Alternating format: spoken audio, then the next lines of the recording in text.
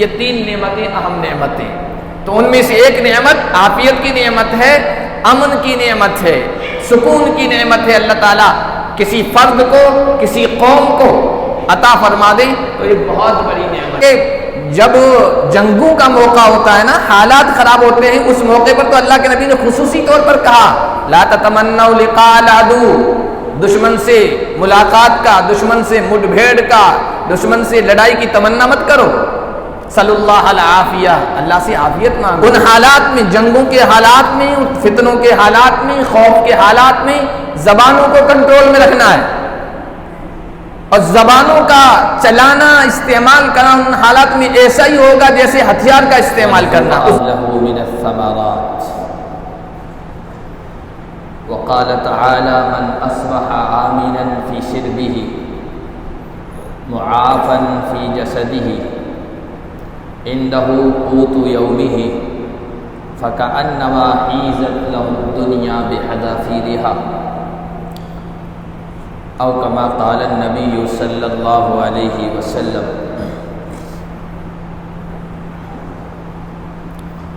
میرے محترم بزرگوں اور عزیز دینی بھائیوں،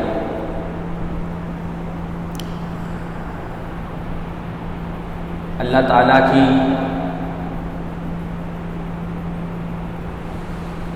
جو نعمتیں ہیں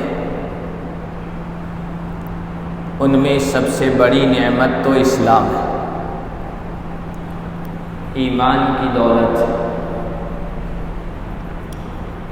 اور ایمان کی دولت کے بعد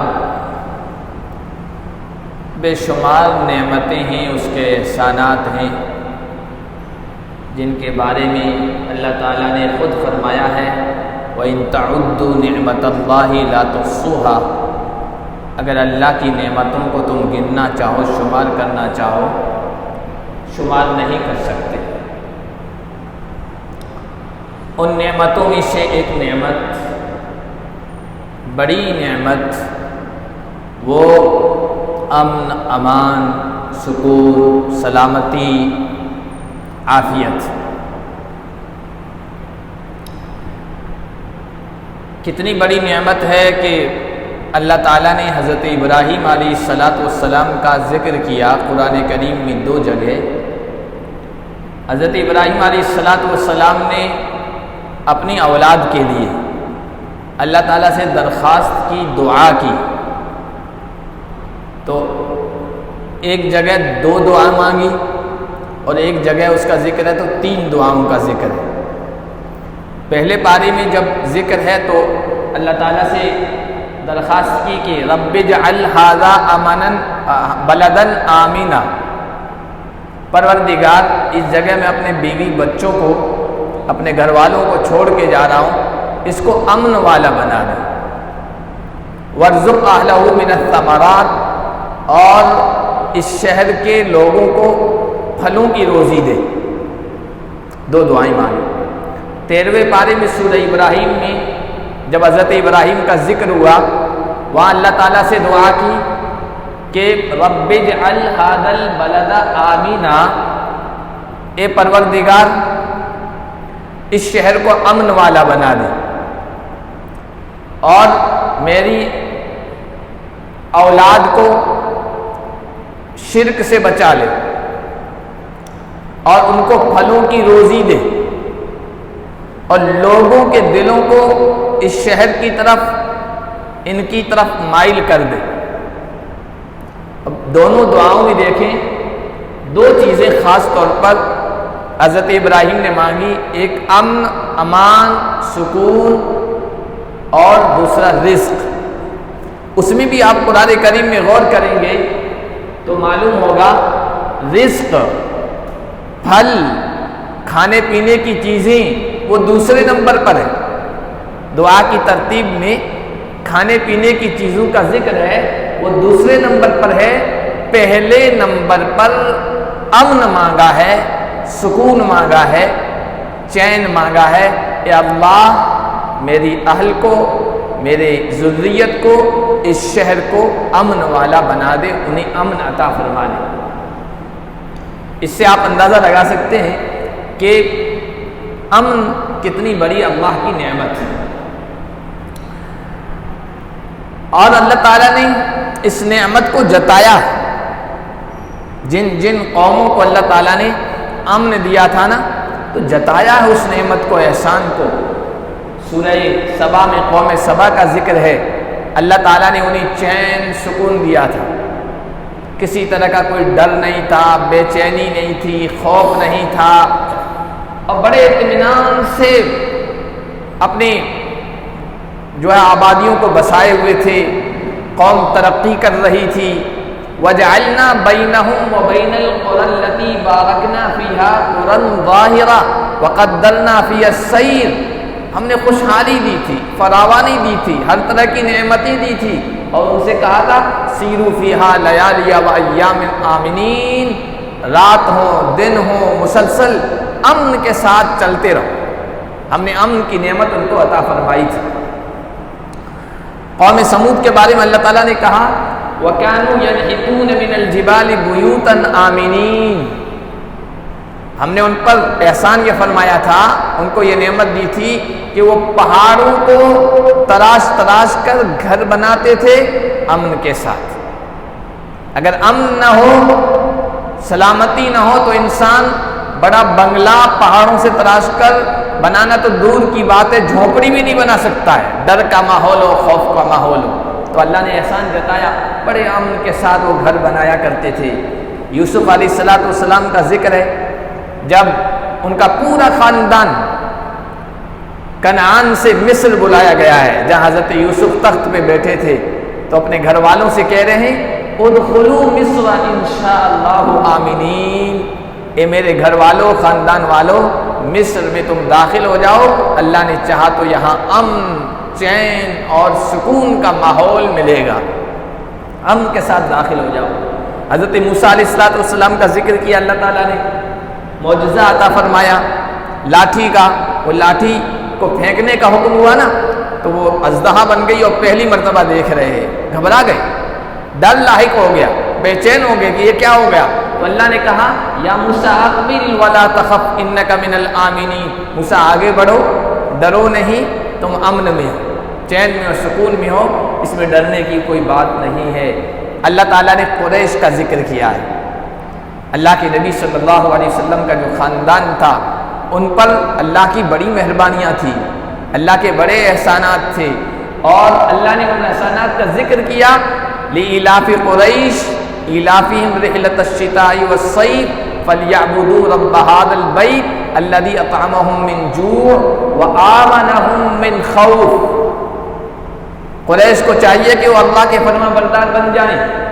اللہ نے کتنی بڑی نعمتیں دی ہے، وہ شام کا سفر کرتے ہیں، وہ یمن کا سفر کرتے ہیں، اور کوئی ان کو چھوتا تک نہیں ہے، کعبے کے متولی ہیں، کعبے کے ذمہ دار ہیں، لوگوں کے دلوں میں عظمت ہے، کوئی ان پر ڈاکہ نہیں ڈالتا ہے، کوئی ان کا مال نہیں لوٹتا ہے، کوئی ان کی جان کو نقصان نہیں پہنچاتا ہے۔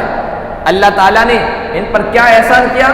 بھوک کے بعد کھانا کھلایا، بھوک کو ختم کر دیا، اطعمہم من جوع وآمنہم من خوف، خوف سے نجات دے دی، بلکہ ان کو کہاں احسان یاد دلایا، اولم یروا انا جعلنا حرما آمنا ویتخطف الناس من حولہم۔ قریش کو اللہ کا احسان مان کر ایمان قبول کر لینا چاہیے، کیا یہ نہیں دیکھتے ہیں ارد گرد جنگوں کا ماحول ہے، خون ریزیاں ہیں، قتل و غارت گری ہیں، عام ماحول تھا عرب میں قتل و غارت گری کا، لڑائیوں کا، خون ریزیوں کا۔ قریش سے کہا جا رہا ہے آس پاس دیکھو، ڈر کا ماحول ہے، لوگوں کی جان محفوظ نہیں، مال محفوظ نہیں، عزت محفوظ نہیں، تجارت محفوظ نہیں، زندگیاں محفوظ نہیں، عزت و آبرو محفوظ نہیں، اور اللہ نے تمہیں حرم دیا ہے، بیت اللہ دیا ہے، حرم دیا ہے، اور وہاں امن ہی امن ہے، سکون ہے، کسی چیز کا کوئی ڈر اور خوف نہیں ہے۔ اللہ نے شہر مکہ کا تذکرہ کیا کہ ھذا البلد الامین، یہ امن والے، اس امن والے شہر کی قسم، امن کا تذکرہ اللہ تعالیٰ نے ہر جگہ کیا ہے۔ اسی لیے اللہ کے نبی صلی اللہ علیہ وسلم امن کی دعا کیا کرتے تھے۔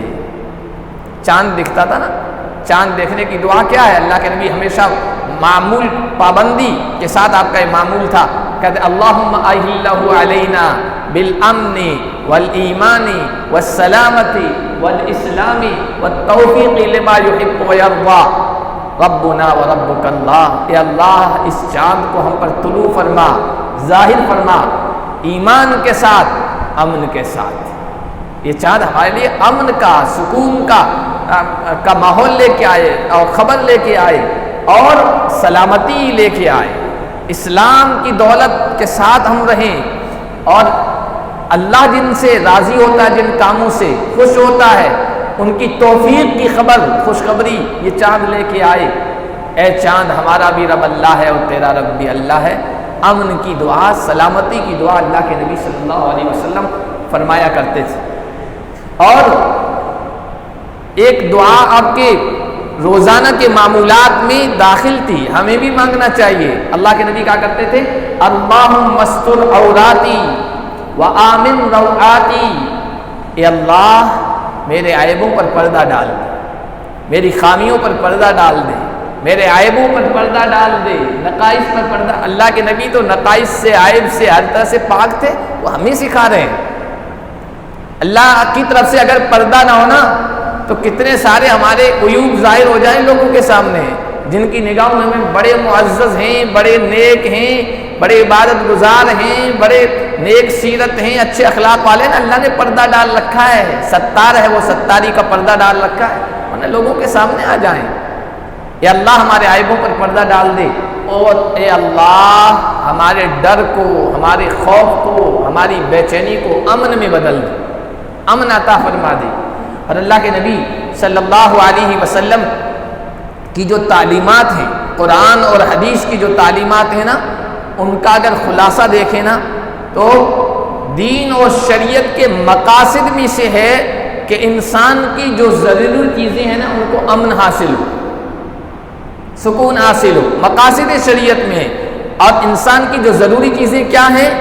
ایک تو ان کا دین، 5 چیزیں ہیں جن کی حفاظت ضروری ہے، جن کے سلسلے میں انسان کو سکون اور امن اور اطمینان ہونا، حاصل ہونا ضروری ہے۔ ایک فرمایا اس کا دین ہے، دوسرا نفس ہے یعنی اس کی جان ہے، تیسرا اس کی عقل ہے، چوتھا اس کی عزت و آبرو ہے، اور پانچواں اس کا مال۔ دین کے اعتبار سے امن حاصل ہو، اور جان کے اعتبار سے امن حاصل ہو، سکون حاصل ہو، عقل کے اعتبار سے عقل بھی محفوظ رہے، عزت و آبرو بھی محفوظ رہے، اور مال بھی محفوظ رہے، اس کو بھی امن حاصل ہو۔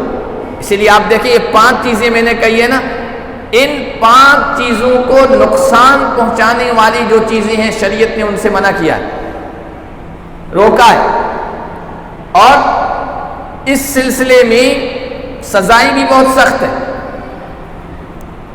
دین کو اگر نقصان پہنچا رہا ہے کوئی دین کے اعتبار سے، اور دین کو نقصان پہنچانا ہے کہ دین کو چھوڑ دیا، مرتد ہو گیا، قتل سزا۔ دوسرا جان ہے، اگر کوئی کسی کی جان کا نقصان کرتا ہے تو قصاص ہے، جان کے بدلے جان ہے، بڑی سخت سزا ہے۔ اور انسان کی عقل ہے، عقل کو خراب کرنے والی چیزیں کیا ہیں؟ شراب وغیرہ، نشے کی چیزیں، شریعت نے ان پر پابندی لگا دی، اگر کوئی استعمال کرتا ہے تو سخت سزا ہے، کوڑے لگائے جاتے ہیں۔ عزت و آبرو پر حملہ کرتا ہے، کوئی تہمت لگاتا ہے، الزام لگاتا ہے، کوئی کوڑے لگائے جائیں گے اگر ثابت نہیں کر سکا۔ اور ثابت کرنے کے بھی جو ماپ دنڈ ہیں، جو معیار ہے وہ بہت سخت ہے۔ اس لیے ہر کوئی پھر ڈرتا ہے کہ کسی کے اس بارے میں کوئی غلط جملہ نہ بول دے، تہمت الزام لگانے سے ڈرتا ہے، کوڑے لگیں گے۔ اسی طرح مال ہے، کوئی ڈاکہ زنی کرتا ہے، چوری کرتا ہے، ثابت ہو گیا، ہاتھ کاٹ دیا جائے گا۔ ڈاکہ زنی کرتا ہے، سولی پہ لٹکا دیا جائے گا، قتل کر دیا جائے گا۔ یہ شریعت نے احکام بتائے۔ یہ 5 انسان کی بنیادی چیزیں ہیں، بنیادی ضروری ہیں، ان کو امن و امان یہ شریعت کی اور دین کی اولیات میں سے، ترجیحات میں سے ہے۔ اسی لیے ہمیں بھی اللہ تعالیٰ سے ہر حال میں امن، امان، سلامتی، سکون مانگنا چاہیے۔ اور اس کے لیے جو جامع لفظ ہے، مختصر سا لفظ، اس میں یہ سب کچھ آ جاتا ہے نا، وہ ہے عافیت، وہ ہے عافیت۔ اللہ کے نبی صلی اللہ علیہ وسلم نے امت کو تاکید کی، لوگوں کو اللہ سے عافیت مانگو، صلی اللہ العافیہ۔ حضرت عباس رضی اللہ تعالیٰ عنہ حضور کے چچا ہیں، والد کے درجے میں آئے، کہنے لگے یا رسول اللہ کون سی درخواست ہے، کون سی دعا ہے جو میں اللہ تعالیٰ سے مانگوں، اہم چیز بتائیے۔ اللہ کے نبی صلی اللہ علیہ وسلم نے کہا یا عباس یا عم رسول اللہ صلی اللہ العافیہ، اے اللہ کے رسول کے چچا، اے عباس اللہ سے عافیت مانگو۔ پھر دوسری مرتبہ آئے، وہی سوال کیا، اللہ کے نبی نے یہ کہا۔ تیسری مرتبہ آئے، اللہ کے نبی نے یہی کہا، اے چچا جان اللہ تعالیٰ سے عافیت مانگو۔ اب عافیت مختصر سا لفظ ہے لیکن ساری چیزیں آ جاتی۔ عافیت مانگنے کا مطلب یہ ہے ہماری جانیں بھی محفوظ ہو، ہماری عزت بھی محفوظ ہو، ہمارا جسم بھی محفوظ ہو، سلامتی حاصل ہو، ڈر اور خوف کی طرح کی کوئی چیز نہ ہو، جان اور مال کو نقصان پہنچانے والا ماحول اور چیزوں سے ہم محفوظ رہیں، یہ ہے عافیت۔ تو اللہ کے نبی صلی اللہ علیہ وسلم نے کہا عافیت مانگو۔ اسی لیے ایک بڑے عالم کا قول کتابوں میں لکھا، وہ کہا کرتے تھے رؤوس النعم ثلاثۃ، اللہ کی کتنی نعمتیں ہیں، بے شمار ہیں، ان نعمتوں میں اگر کہیں نا بڑی نعمتیں تو تین ہیں۔ پہلی نعمت نعمت الاسلام التی لا تتم نعمت الا بہا، سب سے بڑی نعمت تو اسلام اور ایمان کی نعمت ہے، کوئی نعمت اس کے بغیر مکمل نہیں۔ دوسرا انہوں نے کہا نعمت العافیہ التی لا تطیب الحیات الا بہا، عافیت کی نعمت، زندگی اس کے بغیر مزیدار نہیں۔ آپ کو سب کچھ حاصل ہے لیکن عافیت حاصل نہیں ہے، امن حاصل نہیں ہے، تو کھانا نہ اچھا لگے گا، نہ پینا اچھا لگے گا، نہ پہننا اچھا لگے گا، نہ نیند مزے کی آئے گی، ڈر اور خوف کا ماحول رہے گا، عافیت نہیں ہوگی۔ امن کی نعمت ہے، کتنی بڑی اللہ کی نعمت ہے۔ ذرا بھی ڈر کا خوف کا ماحول ہوتا ہے نا، پھر دیکھیے انسانوں میں کتنی بے چینی پھیل جاتی ہے۔ تو عافیت کی نعمت یہ بڑی نعمت ہے۔ اور تیسری انہوں نے کہا نعمت الغنا التی لا یتم العیش الا بہا، مالداری، اتنا اللہ تعالیٰ آپ کو دے کہ دوسروں سے بے نیاز ہو جائیں، دوسروں کے ضرورت مند رہیں، اس کے بغیر زندگی کا مزہ نہیں، زندگی کامل نہیں۔ یہ تین نعمتیں اہم نعمتیں، تو ان میں سے ایک نعمت عافیت کی نعمت ہے، امن کی نعمت ہے، سکون کی نعمت ہے۔ اللہ تعالیٰ کسی فرد کو، کسی قوم کو عطا فرما دے تو یہ بہت بڑی نعمت ہے۔ کسی عالم سے کسی نے پوچھا تھا کہ صحت و تندرستی بڑی نعمت ہے یا امن سکون کی بڑی نعمت، تو انہوں نے کہا کہ امن اور سکون یہ بڑی نعمت ہے، صحت و تندرستی نہیں۔ پھر مثال کے ذریعے سے سمجھایا انہوں نے، مثال سے بات آسانی سے سمجھ میں آ جاتی ہے۔ انہوں نے کہا مجھے بتاؤ ایک بکری ہے، اس بکری کی ٹانگ ٹوٹ گئی، اب صحت کا نقصان ہو گیا نا، تندرستی میں نقصان ہو گیا، ٹانگ ٹوٹ گئی، تکلیف تو ہوتی ہے لیکن کچھ دنوں کے بعد علاج کے ذریعے سے وہ ٹھیک ہو جائے گی، پھر چلنے لگ جائے گی، پھر گھومنے لگ جائے گی، ٹھیک ہو جائے گی۔ لیکن اگر وہی بکری ہے، صحت ہے، تندرستی ہے، اس کو حاصل ہے، اور اس کو ایک جگہ پہ آپ نے باندھ دیا ہے اور پاس میں بھیڑیے کو باندھ دیا ہے، اور اس بکری کے سامنے آپ بہترین چارہ کھانے کی چیزیں سب پیش کر رہے ہیں اور ساتھ میں بھیڑیا بندھا ہوا ہے، کیا اس کو وہ کھائے گی؟ اس کی صحت بڑھے گی؟ روزانہ آپ دیکھیں گے صحت میں، تندرستی میں نقصان ہو رہا ہے۔ تو وہاں تو ہڈی ٹوٹی تھی، وہ صحیح ہو جائے گی، لیکن یہ پاس میں بھیڑیا بندھا ہوا ہے جو اس کی جان کا دشمن ہے، اس کو دیکھ دیکھ کے یہ ایک دن ختم ہو جائے گی۔ تو صحت اور تندرستی سے بڑھ کر نعمت ہے اللہ تعالیٰ امن عطا فرما دے، سکون عطا فرما دے۔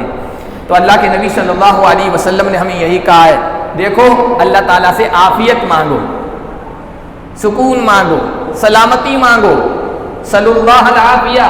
بلکہ جب جنگوں کا موقع ہوتا ہے نا، حالات خراب ہوتے ہیں، اس موقع پر تو اللہ کے نبی نے خصوصی طور پر کہا لا تتمنوا لقاء العدو، دشمن سے ملاقات کا، دشمن سے مٹ بھیڑ کا، دشمن سے لڑائی کی تمنا مت کرو، صلی اللہ العافیہ، اللہ سے عافیت مانگو۔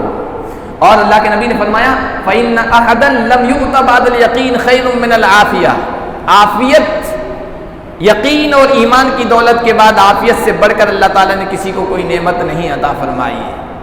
تو اللہ تعالیٰ سے دعا مانگے اللہ ہمیں بھی امن عطا فرمائے، خاندان والوں کو بھی، ملت کو بھی، ملک کو بھی، پوری دنیا کو عافیت سے نوازے، امن و سکون سے نوازے. پوری دنیا کے حالات اسی طرح خراب ہوتے جا رہے ہیں. صرف ایک جگہ نہیں ہے، ہر جگہ دہشت گردی کا، خوف کا، ڈر کا یہ ہر جگہ ماحول بن رہا ہے.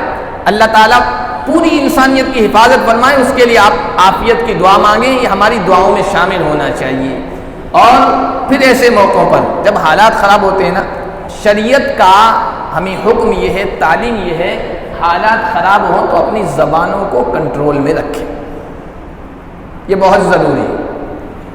اللہ کے نبی صلی اللہ علیہ وسلم نے قیامت تک آنے والے جو حالات ہیں، کسی بھی سچویشن، کسی بھی حالت میں ہمیں محروم نہیں کیا ہے کہ کب کیا کرنا چاہیے اور ہم حدیث میں معلوم کریں اور ہمیں پتہ نہ ہو، معلوم نہ ہو، ہدایت اور رہنمائی نہ ملے. نہیں، جنگیں ہوں گی نا، اس کے بارے میں حدیث میں فتن کا لفظ آیا. فتنے ہوں گے، آزمائشیں ہوں گی، حالات خراب ہوں گے.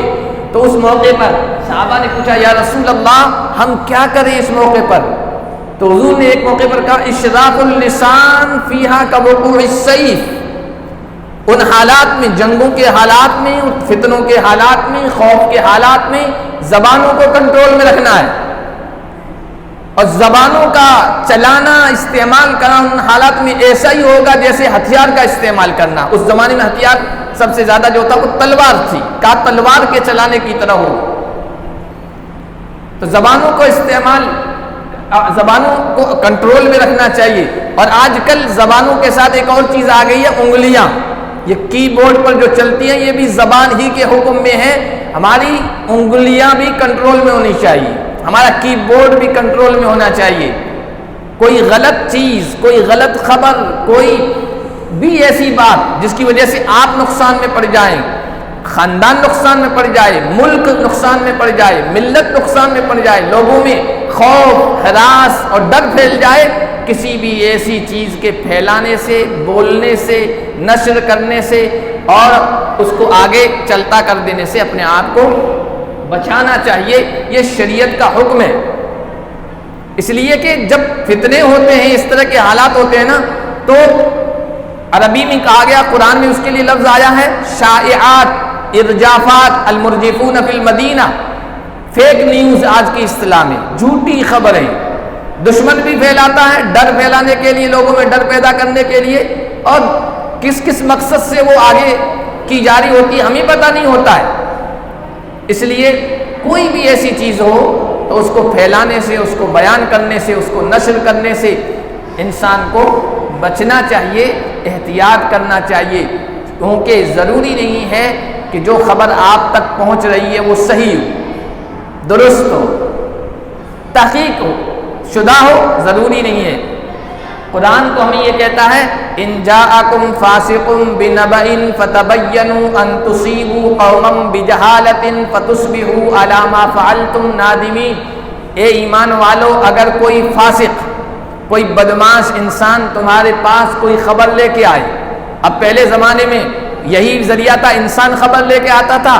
آج کل سوشل میڈیا کے ذرائع اور اس میں ہمیں کچھ پتہ نہیں ہوتا کہ کون آدمی کس طرح کا ہم سے جڑا ہوا اور ہم کیسے گروپ میں جڑے ہوئے ہیں اور ہم نے کیسے آدمیوں کو شامل کر دیا ہے، پتہ ہی نہیں ہوتا ہے، ہمیں کچھ پتہ نہیں ہوتا ہے.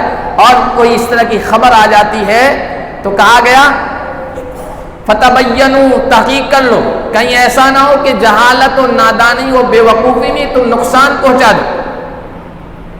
اور قرآن کہتا ہے وَإِذَا جَاءَهُمْ أَمْرٌ مِّنَ الْأَمْنِ أَوِ الْخَوْفِ أَذَاعُوا بِهِ. منافقوں کے بارے میں کہتا ہے جب امن یا ڈر اور خوف کی کوئی خبر ان کے پاس آتی ہے فوراً چلتا کر دیتے ہیں، آگے بیان کر دیتے ہیں. ایمان والوں کا یہ معاملہ نہیں ہونا چاہیے. اس لیے کسی بھی خبر کو، کسی بھی چیز کو شیئر نہیں کرنا چاہیے، آگے نہیں بیان کرنا چاہیے. اپنے ہاتھوں کو بھی کنٹرول میں رکھنا چاہیے، اپنی زبان کو بھی کنٹرول میں رکھنا چاہیے. جیسا کہ میں نے کہا ضروری نہیں ہے کہ ہر خبر صحیح ہو، اور پھر یہ بھی ضروری نہیں ہے کہ جو خبر صحیح ہے اس کو پھیلانا چاہیے.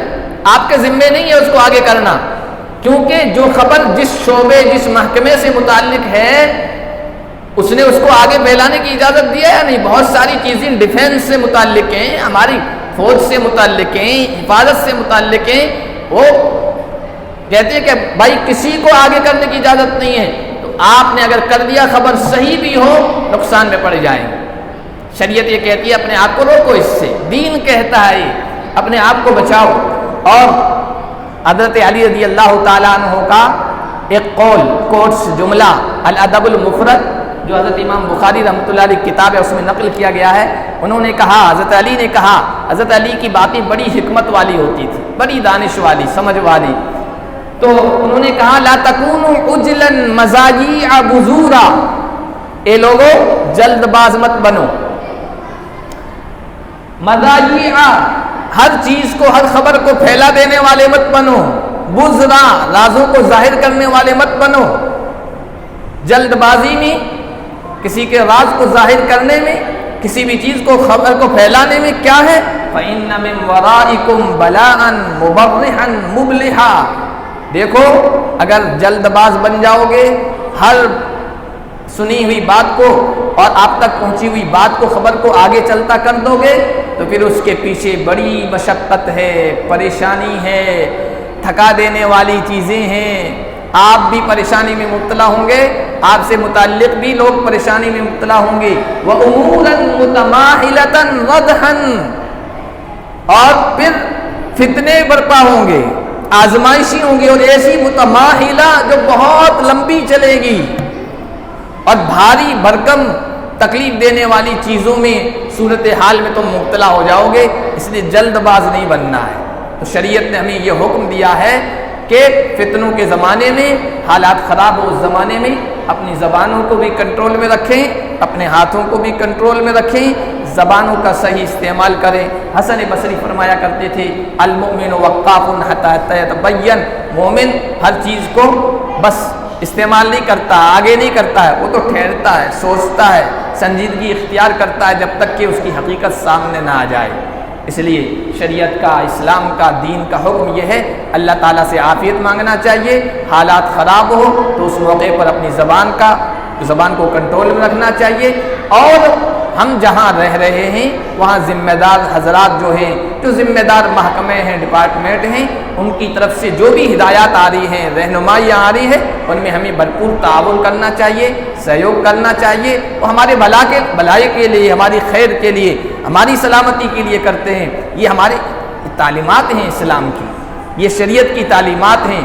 ایسے حالات میں ہمیں اپنے ان تعلیمات کو سامنے رکھنا چاہیے۔ اللہ پاک ہم سب کو، ہمارے خاندان والوں کو، ہماری ملت کو، ملک کو عافیت عطا فرمائے، سلامتی عطا فرمائے، سکون کا ماحول قائم فرمائے، خوف اور ڈر کی چیزوں کو ختم فرمائے، اور پورے خطے میں بلکہ پوری دنیا میں امن والی فضا قائم فرمائے، سلامتی والی فضا قائم فرمائے۔ اس کے لیے ہمیں ہمیشہ دعا کرتا رہنا چاہیے۔ اللہ پاک ہم اس سب کو قبول فرمائے اور عافیت والی زندگی عطا فرمائے۔